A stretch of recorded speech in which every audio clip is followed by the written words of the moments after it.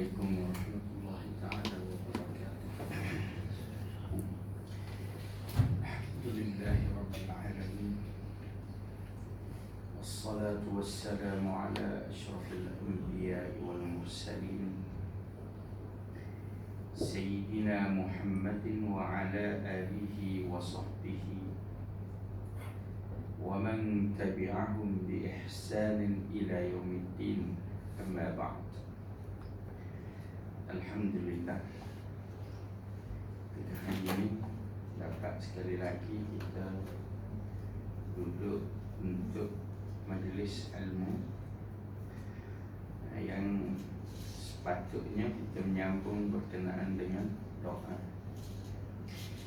Tapi dalam kesempatan hari ini, insya-Allah saya nak ajak kita tengok satu bab secara ringkas, iaitu berkenaan dengan muamalah kita dengan Al-Quran,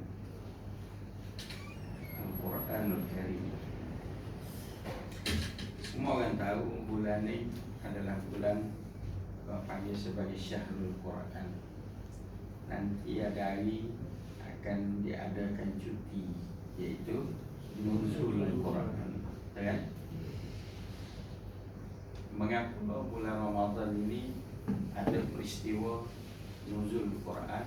Sebab disebut di dalam Al-Quranul Karim berkenaan dengan turunnya Al-Quran Al-Karim, iaitu pada bulan Ramadan.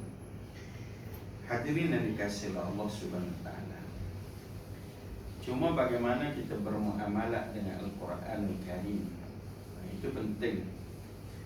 Karena kalau tengok depan saya ni saja, atas meja untuk penceramah ni ada dua jenis Quran. Satu yang ada terjemahan, satu tak ada. Ada surah Yasin yang ada tahlil, belakang penuh dengan Quran, macam-macam lagi lah. Sampai kita jumpa banyak ada skim wakaf Al-Quran Al-Karim untuk disebarkan dan dibaca. Pertama kita tengok perkataan membaca. Kalau di sekolah dulu kita jumpa kempen membaca. Apa tujuan kempen membaca? Itu salah penting. Baca sehingga tahu sesuatu atau membaca hanya kerana membaca? Mesti tu tahu sesuatu, betul kan? Murid-murid diberi buku teks, tiba-tiba periksa dia gagal, mesti akan keluar baca buku dah. Berarti semua orang tahu membaca adalah untuk tahu. Membaca sehingga faham sesuatu yang ditulis. Wahyu Allah pada asasnya turun kepada Nabi SAW bukan dalam bentuk tulisan, sehinggalah ia dikumpul dan ditulis, maka terhasillah di tangan kita ni disebut sebagai Mushaf Al-Quran Al-Karim. Dari sudut tulisannya, kalau kita tengok tulisan asal orang Arab, sehuduh Bapak tak boleh baca lah kita, tak ada tanda. Sehingga sampai pada kita hari ini tulisan yang sempurna dengan tanda-tanda untuk membacanya, kaedah dan seumpamanya. Dan kita orang Melayu, alhamdulillah kebetulan tulisan kita juga menggunakan huruf yang sama, iaitu hijai. Banyaklah membantu. Dan orang Melayu kata-katanya menguasai Quran, bahkan setengahnya lebih daripada orang Arab itu sendiri. Bahkan dengan mak aku sebut, orang terkenal Arab dalam bidang agama pun boleh kalah bacaan dengan orang Melayu. Kalau tak percaya, cuba buka depan ni, tengok orang yang orang Malaysia sanjung, Habib Omar. Kita tengok dia semayang, bacaan salah terlalu sekali. Sebab dia baca Quran dengan slang atau lahjah orang Yaman. Huruf Qaf dia sebut tak betul, apa semua sekali. Tapi orang Malaysia sempurna, betul? Kau pernah tengok orang Malaysia, hak tak pergi baca tu lain lah, baca Quran sempurna. Bahkan kita tengok musabaqah Quran tu yang menang Fushah pun Malaysia juga. Fasahah bacaan yang betul boleh kat Malaysia lagi. Arab 4-15 negara masuk kalah habis. Kan? Itu hebatnya. Tetapi apa lebihnya Quran pada kita selain berbaca? Boleh baca. Ambil bahannya dan hadirin dikasih oleh Allah SWT. Kalau kita buat kajian secara mendasar, majoriti orang termasuk orang Arab pun pada hari ini baca Quran tak lebih hanya untuk mendapat pahala ibadah membaca Quran. Tuhan nak mention apa, Tuhan nak suruh apa, Tuhan nak larang apa tu tak boleh. Itu lain jenis kita. Maka hadirin yang dikasihi oleh Allah, tengah hari ini saya nak ajak kita tengok bagaimana Quran minta kita baca Quran dalam bentuk study. Kita cek Quran kan, semua dalam bentuk itu. Sehingga dulu kalau tuan-tuan baca satu surah namanya Suratul Muhammad. Surah Muhammad ni penting kita baca. Semua surah penting. Surah Muhammad ni kebetulan nama Nabi sallallahu alaihi wasallam. Betul kan? Ada beberapa surah guna nama Nabi. Yasin. Yasin ni para ulama sebut Yasin adalah panggilan kepada Nabi sallallahu alaihi wasallam. Yasin, kata satu riwayat mengatakan Ibn Abbas sebut dia tu adalah lahjah kalimah kabilah Ta'i. Kali disebut ya insan, disebut dengan Yasin. Jadi Yasin maksudnya ya insan, innaka, engkau. Jadi siapa insan situ? Muhammad. Maka sebab itu dikenali Yasin sebagai nama Nabi sallallahu alaihi wasallam. Walaupun banyak ulama mengatakan Yasin tak ada makna dan tidak ada tujuan yang difahami oleh manusia sebab dia hanya 2 huruf yang bersambung yang diketahui oleh Allah Subhanahu wa taala. Taha. Dia ada surah Taha dan termasuklah surah Muhammad sallallahu alaihi wasallam. Siapa study surah Muhammad untuk kenal Nabi sallallahu alaihi wasallam? Berbanding pasal lagu Yahanana. Ada orang begitu tu lah, dia dengar lagu Yahanana tu dia tenang berapa mengenal Nabi sallallahu alaihi wasallam. Tapi faham belum tentu. Kan? Karena kalau kita tengok dengan dia buat tu, kan? Dalam lagu tersebut Zaharatin Nur Muayyad Bizuhurin Nabi Ahmad, kan? Jadi kalau tengok kelakuannya macam tak cara apa ke Nabi. Betul tak? Ini benda penting. Maka tuan-tuan, dalam surah Muhammad ada satu kalimah Allah tanya orang kafir. Bayangkan Allah tanya orang kafir. Sebab masa tu orang Mekah tu dia faham kan Quran, kerana mereka bertutur dengan bahasa yang diturunkan oleh Allah Ta'ala, iaitu Al-Quran. Bahasa mereka sama. Nabi tak perlu translator apa semua. Nabi cakap, kau pasti faham. Sehingga Allah mendakwa dalam Quran itu mustahil orang Mekah tak faham. Sebab apa? Allah turunkan Quran bilisanin Arabiyyin mubin. Dia turun dengan bahasa orang Arab yang paling jelas sekali. Jadi kalau orang Arab dengar sepatah tu mesti ada refleks. Dan betul pun ketika Quran turun refleks, sama ada dia beriman atau dia jadi kafir. Betul kan? Itu reaksinya. Maka di tengah surah itu Allah tanya, afala yatadabbarunal Quran? Apakah mereka ni tak perhati Quran? Dia tak berubah-ubah tu. Nampak tak? Kan Nabi duk ajar, Nabi duk ajar, Nabi duk ajar, Nabi duk ajar. Tak juga lawan tak situ. Allah tanya, afala yatadabbarunal Quran? Tak perhati kan? Kita kadang-kadang buat banyak benda kan, Quran kita baca tapi selalu ada kontra. Tak perhati ke Quran yang kita baca? Kadang-kadang kita buat kebaikan tapi kita tak perasan pun benda tu semua kita dah ikut Quran. Ada satu minggu lepas, jadi kebetulan balik hospital, dia singgah minum, ada orang mari dia kata, ustaz, makan sekali. Cerita lagi kisah hidup dia. Dia beli sebuah rumah dekat Kajang. Dulu punya cerita, tak erti lagi agama. Dia beli rumah konvensional, proses jual beli. Lalu dia kata lama-lama dengar orang dia sebut haram. Jadi tak selesa lah. Dia pun jual. Dia jual cepat-cepat. lalu selesai urusan. Saya pun kata dia, kalau kita kenal dengan Quran. Sebab Quran kata urusan riba ni mesti berhenti. Betul kan? Ambil pokoknya, bunga-bunga dia tu lepaslah. Dia pun dengar macam kejut. Betul. Jadi amalan tu kan betul menurut Quran tu, tapi tak perasan. Sebab apa? Sebab kita baca Quran bukan untuk kita tengok. Tuhan kata kita baca Quran hanya ibadah membaca Quran. Betul kan? Kalau tengok bulan ni habis orang kejap-kejap buka Quran, kejap-kejap buka Quran. Selama ni baca WhatsApp, betul tak? Tapi bulan puasa ni senyap.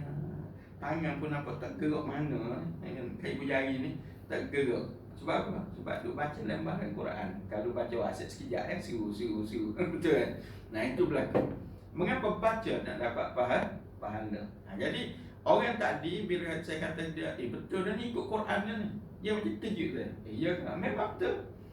Mengapa tu? Sebab baca Quran selama ni bukan untuk faham. Membaca adalah ibadah.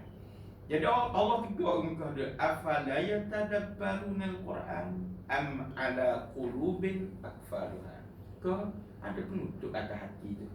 Gapo penutup tu? Bodoh, bamuk, pada dunia, sombong. Boleh faham? Itu dipanggil penutup. Kau orang kalau sombong, payah dengan nasihat orang, betul tak? Sombong tu penutup. Kita kena faham. Bodoh sekarang lagi, payah ajar lah pasal bodoh ni. Itu sehat. Selagi tamak ke dunia. Khatib khutbah Jumaat sebut, bila dengar azan lagi Jumaat, berhenti jual beli. Tapi gerai kat depan tu, tutup tak? Ketika khutbah, depan pakai sejid. Tak tutup, habisnya satu gerai tu milik masjid. Apa gerai? Salah satu gerai tu milik masjid sendiri. Sebab hari tu menjana income yang banyak. Betul tak? Padahal orang mesti tahu dalam Quran cerita Bani Israel kena sumpah oleh Allah jadi kera. Sebab apa? Sebab tak buat ibadat ketika Allah suruh pada hari mereka itu diuji dengan rezeki yang banyak. Ikan tak payah di laut sampai naik patah ikan. Galik sampailah mereka melanggar perintah Allah Subhanahu Wa Taala. Semua orang tahu, kisah baca hari sepetak lalu. Betul. Baik. Hadirin dikasihi Allah Subhanahu Wa Taala. Hari ni kita bukan kafir. Kita adalah mukmin. Tapi mengapa banyak masanya kita semua orang ramai membaca Quran tak pasti Quran. Siapa berlalu bacaan kita tu dalam keadaan kita tahu apa kita kata, tapi kita tetap sebut di hujungnya Sadaqallahul Azim. Betul hak Tuhan kata. Gapo tu? Coba mari satu kisah. Kisah benar ni, seorang perempuan. Dia orang baik lah. Tentu kalau ada Quran, buka surah Isra sekejap. Cepat. Saya minta maaf, tadi terlambat. Saya topak kartun, terlupa ambil. Hari ni buat pertama kali saya dapat tu free. Lepas berbincang panjang. Kan galakkan cashless sekarang ni kan. Tak boleh nak bayar. Kerana duit dah lengkap semua. Dia tergiang-giang. Kita lepas debat panjang lah. Baik. Jumpa dah surah Al-Isra. Kisah terkini kan zaman sekarang ni zaman orang suka buat baik, viral kan. Ada orang siapa lagi kata beli banyak-banyak, lepas tu tinggal, suruh je siapa ambil. Kan jadi trend macam ni, betul tak? Jadi ada seorang akak ni, dia dapat satu WhatsApp dan panggilan telefon. Orang itu minta tolong dia kerana mengalami kerosakan kereta di highway. Jadi orang tu pun send lah gambar ke dia, gambar kereta tengah buka bonet, lepas tu ada anak kecil lagi dalam kereta. Kalau melihat kepada keadaan gambar tu, belah kasihan kita tinggi tak? Highway lagi, tinggi tak? Tinggi kan? Dan menariknya, orang tu datang mesej, dia minta duit sikit je dia minta. Tapi dia ni punya rasa belah kasihan tu, dia pun back in lebih daripada permintaannya. Kali kita fikir sejenak kan, orang tu kata bank in, dia rasa kereta di highway, dia nak ambil duit tu mana? Kereta mampu, contohnya tengah antara tak jumpa lagi RNR tersembinya, dia nak contoh mana duit yang bahasa pada timur. Dia nak ambil mana duit. Tak logik, betul tak tu? Tapi belah kasih kerana gambar dia. Dia pun masuk. Lepas dia masuk, tunggu sekejap, dia pun call nak tanya, boleh ambil tak duit? Orang tu tak jawab, siapa sudah. Jadi kamu scammer sekarang kan, macam-macam. Dia pun satu hari dia ikut saya punya kelas, dia tanya, macam mana ya, kes-kes begitu. Jadi kebetulan kelas tu ialah kelas tadabbur Quran. Makcik ni seorang yang sangat tajam baca Quran. Saya pun dengar soalan tu, saya fikir dia sebenarnya Tuhan jawab lama dah dalam Quran. Ya. Isu sedekah ni Allah dah ajar lama dalam Quran. Saya nak sebut reaksi dia bila dengar ayat tu. Ya. Mula-mula kecewa dengan orang tu, rasa nak marah, rasa orang tu menipu, betul tak? Memang betul pun dia duduk menipu. Tapi layak ke kita rasa marah sebab hak bodoh kita. Betul kan? Baik, kita kalau buka surah Al-Isra, kita akan jumpa satu ayat. Allah kata apa kita? Dengan وآت ذا القربى حقه والمسكين وابن السبيل ولا تبذر تبذيرا. Ayat yang ke-26. Ini ayat Allah minta tolong orang. Memang dalam kehidupan kita kena tolong orang. Apa kata Allah Subhanahu Wa Taala? Berikanlah, yakni sedekah ke, hadiah ke, bantu anak-anak dulu. Ranking dia. Kata Allah kepada kaum kerabatmu. Wa atidal qurba, anak beranak. Anak beranak ni sampai Jumaat tu imam sebut semua di hujung khutbah. Betul kan? Baik, tuan-tuan. Kemudian wal miskin, orang miskin. Kena tolong orang miskin ni. Wa ibnas sabil, dan orang yang musafir. Dia kena tak dengan hakka tadi? Kena lah, betul tak? Susah lagi di perjalanan tu, gambar sangat rumit kita tengok. Baik, kata Allah memang kena bantu orang tu. Tapi di hujung ayat ni Allah sebut apa? Wala tubazzir tabzira. Tapi ingat, jangan belanja boros sangat. Dah ada mention satu benda. Boleh faham? Allah kata wala tubazzir tabzira. Hujung ayat Allah suruh tolong-tolong tu, Allah kata jangan boros sangat. Kita perhati tak? Selama ni pun kita di rumah tu kita perhati tak? Tak kira tahun lalu kita bubuh tu, kita ingat tak? Allah tegur wala tubazzir tabzira. Tak cara tu dah.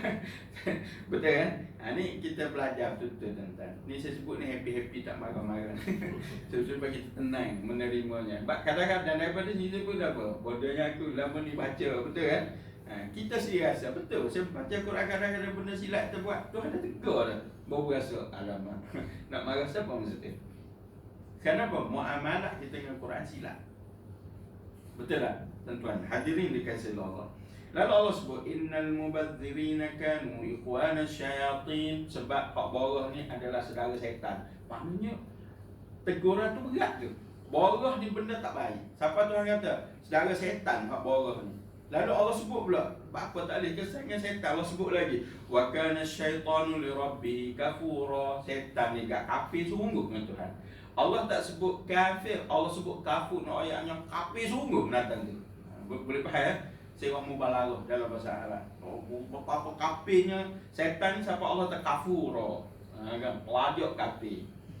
Lalu Allah sebut imma tu'ridanna anhum ibtigha'a rahmatin min rabbika tarjuha faqul lahum qawlan maysura. Ayat 28. Dan jika engkau terpaksa berpaling dari belanja ke harta kamu kerana belum berkemampuan, kerana mengharapkan rahmat daripada Tuhanmu, maknanya ada masa kita tak boleh nak bantu. Allah kata apa? Cakap dengan orang tu, katakan pada mereka dengan kata-kata yang baik. Jadi Allah sebut ni. Kita kadang-kadang tak boleh buat tak reti. Betul tak? Rakyat molek, rakyat molek, ada reti ni. Baik. Lalu Allah sebut wala taj'al yadaka maghlulatan ila 'unuqik. Tapi ingat, jangan sapamu untuk dekut lajak seperti tanganmu terikat di leher. Maksudnya tak nak selup poket, bakirnya. Asal minta kat teku, kan? Wala tabsutha kullal bast, dan jangan pula terlalu pemurah. Tak mention berkalian. Awal tadi jangan boros. Sini pula Allah Ta'ala tabsutha kullal bas. Asal minta waktu duit habis, kata Allah Subhanahu Wa Ta'ala. Apa kata Allah Subhanahu Wa Ta'ala? Faqad fataq'uda maluman mahsura. Ayat 29 tu. Kerana kalau kamu buat begitu, akibatnya engkau akan menjadi tercela dan menyesal. Boleh faham? Kalau kita kerekut, dicela oleh Allah. Kalau kita terlebih pula, menyesal kita. Nanti hilang, tak ada benda satu. Atau menyesal nanti dekat akhirat, kerana bakhil ni tepatnya dalam neraka. Habis baca ayat ni tak ada sebut sedekahul lazim. Dia betul je, patutlah. Nampak dah? Quran ada mention lah. Lagu mana cara nak tolong orang. Khatam Quran apa kali? Saya tanya akak khatam Quran berapa kali? Banyak lah. Kalau setahun sekali tu confirm dah bulan puasa. Boleh pakai dah? Tengok tuan-tuan. Hadirin dikasih Allah. Betul Allah tanya dulu, afala yatadabbaruna al-Quran? Perhati Al-Quran. Allah. Hadirin dikasih Allah Subhanahu Wa Ta'ala. Malam tadi habis terawih, saya minum sekejap dengan seorang imam. Kerana surah dia tu orang duk fikir, bapalah jahit tak izin maya terawih ramai. Jadi AJK surah pun buatlah persiapan secukupnya, ada hak tambahan apa semua sekali. Tanya dia, ramai ada? Tak penuh. Dia pakai penuh kecewa. Tengok tu, bersungguhnya kata kejahit macam-macam. Boleh faham tak? Kejahit buat benda dah pelik ni. Semaya Islam 100, terawih 200 masjid. Pelik tak bunyi? Pelik. Marah tu kat. Tak pernah. Surah tak pernah sekira lah. Boleh faham? Surah hak kecil pun tak pernah. Tengok apa tu? Kerana tak perhati Quran, tak cara gapo Ramadan, gapo tarawih, gapo semua yang dikatakan ibadat pada bulan Ramadan. Baik, oleh itu ada satu surah dalam masa ringkas saja ni, namanya Suratul Muzammil. Jumpa dah kita surah Muzammil. Jumpa ya? Surah ni orang tak bincang mana tafsirnya, tapi orang cerita kisah Nabi. Dulu takutnya Nabi peringkat awal sampai jumpa Jibril tu. Lepas tu hilang Jibril, Nabi jadi sesak, jadi orang yang susah hati. Sampai Nabi tidur je selimut, Nabi tidur je selimut, takut. Apa kita kan jadi satu simbol sedunia, orang takut katu selimut. Betul tak? Kan, pada hatu tu boleh tumbuh apa-apa. Cermin pun boleh dia lepas ni selimut. Tapi itulah tabiat manusia, asal tak nampak dia rasa selamat. Betul kan? Itu keadaannya. Maka ketika salah satu keadaan Nabi begitu, Allah panggil. Allah suruh Jibril panggil Nabi. Ya ayyuhal muzammil. Wahai orang yang sedang berselimut. Sini kita banyak kesilapan, saya, kita semua. Kita kalau tunjuk anak tidur, kadang-kadang sampai dia rekoh. Betul tak tu? Sebab lambat. Ni macam musim nyawa saya. Ketika saya belajar dulu, dengarlah doktor yang mengajar tersebut, mengapa Allah panggil Muzammil, Allah tak panggil Muhammad? Ada dua kali Allah panggil Nabi gini. Satu Muzammil, satu lagi Mudassir.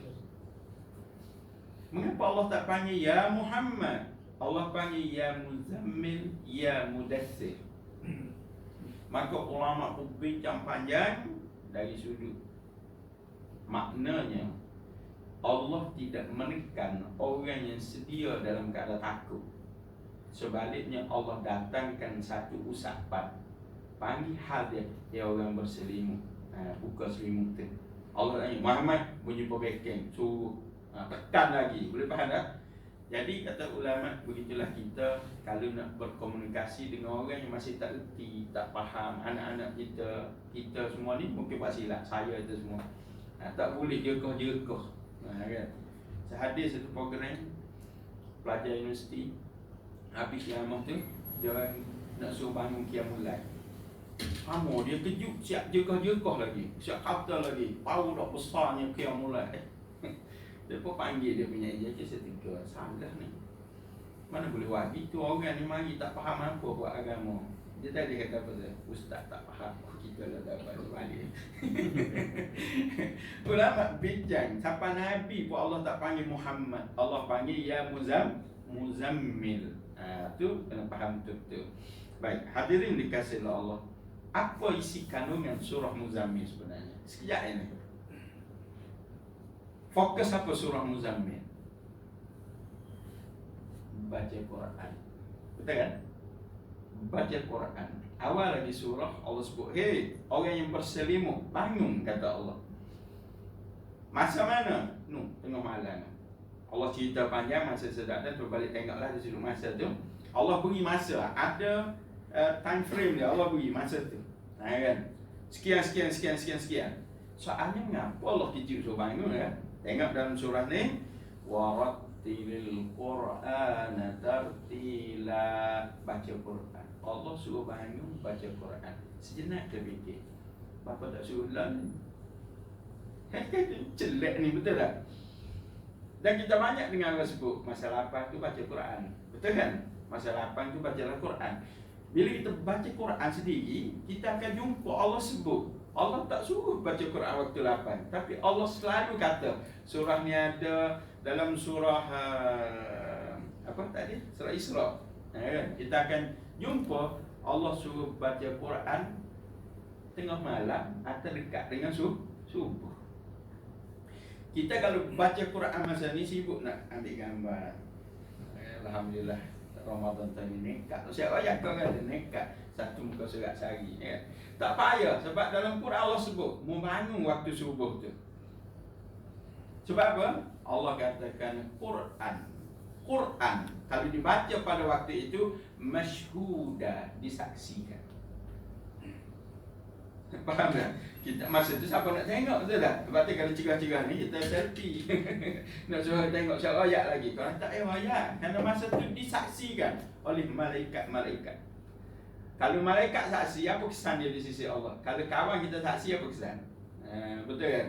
Kawan kita saksi dengan elehnya saja. Betul kan? Hadirin dikasih Allah Subhanahu Wa Taala. Ada tidak komen kuat Quran terawih lagi berat nah. Komen tu. Maka kata Allah dalam ayat ni, bangun dan bacalah Quran. Dengan dan berhati tutup. Allah sebut ke Nabi sini rattilil Quran. Allah guna perkataan tartil. Biasa kita dengar, lah ni ada Quran, orang cak kat depan ni Quran murattal. Betul kan? Kalau kita buka kat ni YouTube ke, beli kaset ke, apa kaset ada ni, betul tak? Kan? Macam-macam tu, rakaman tu dia akan tulis bacaan murattal. Satu dari sudut baca tu tartil, baca yang sempurna. Nombor dua, perkataan itu juga memberi makna, membaca sehingga kita sendiri tu tiga apa kita baca. Jadi selama ni kita baca Quran bagaimana? Tak cara, betul tak? Dan Allah kata bangun dan baca Quran. Bangun dan baca Quran. Allah suruh kita bangun, baca Quran. Selama ni juga kita dengar bangun tahajud walaupun 2 rakaat. Betul tak? Adakah? Ada. Dalam perintah lain Allah suruh bertahajud, tapi ujung tu tetap Allah suruh baca Quran. Betul tak? Kita pula kira, inilah kalau kita baca tu semaya tu pakai dadi lah. Lain, bab dia lain. Bab tadarus, bab lain. Bab baca Quran waktu lapar, bab lain. Hal ni Allah suruh study Quran. Kenapa malam? Masa tak mengizinkan saya sebut setakat ni dulu. Mengapa malam? Dengar Tuhan kata apa? Ini bukan Dr. Fadilah Kamsah selepas 24 tahun kajian. Bukan. Bukan Profesor Muhayya, bukan. Ini adalah Tuhan yang beritahu. Siapa buat siang dan malam? Allah. Betul kan? Siapa buat tidur bangun kita? Allah. Jadi kalau dia rakyat waktu tu waktu yang tepat untuk baca, betul ke salah? Mesti betul. Rupanya dalam surah ni Allah sebut mengapa waktu tu dicadangkan oleh Allah Subhanahu Wa Taala. Allah sebut dengar betul-betul ni. Inna nasyi'atal laili ashaddu waqa'an wa aqwamu qila.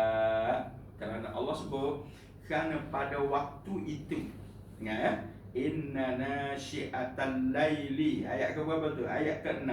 Kod betul-betul tuan-tuan. Kerana pada waktu itu kata Allah Subhanahu Wa Taala, kalau kita baca Quran atau kita beribadat pada waktu itu, kesannya lebih kuat kepada jiwa kita. Tuhan sebut dalam Quran lebih kuat dan lebih tepat bacaannya. Allah kata kalau mau bangun baca masa tu, kata-kata tu mu akan faham termasuk dalam hati. Allah. Sebab cerita ni, ini cerita adaptasi. Tentu jangan tanya kat mana. Ada seorang cikgu umur muda lagi, baru 39 tahun. Suami mati kemalangan offshore. Jadi kalau offshore ni senang tak? Senang lah, betul tak? Rumah otomatik lunas kerana ada insurans. Cuk laki tinggal kereta mewah lagi. Depan rumah ada apa tu? Harrier baru. Anak pun seorang. Jadi janda ni janda susah ke janda senang? Lagi pula dia adalah cikgu, ada gaji lagi. Boleh faham? Satu hari dia datang mesej kat JK Surah, saya susah. JK Surah pun terima mesej, tengok tahu alamat dia atas beras. Biasalah JK Surah. Betul tak? Asal minta susah, beras 5 kilo, gula sekapil, betul tak? Ganda, sekup, betul kan? Itulah Surah Malaysia. Betul. Jadi 2-3 kali mesej sama. Cikgu tu boleh beras. Tak nak kira lagi, bukan keperluan dia tu, betul tak betul? Makanya satu hari aja kita macam mana sedang malam, kita tengok WhatsApp nak potong nak padat, macam mula. Baru dia faham. Rupanya orang tu bukan sebut dia miskin, susah hidup seorang. Faham?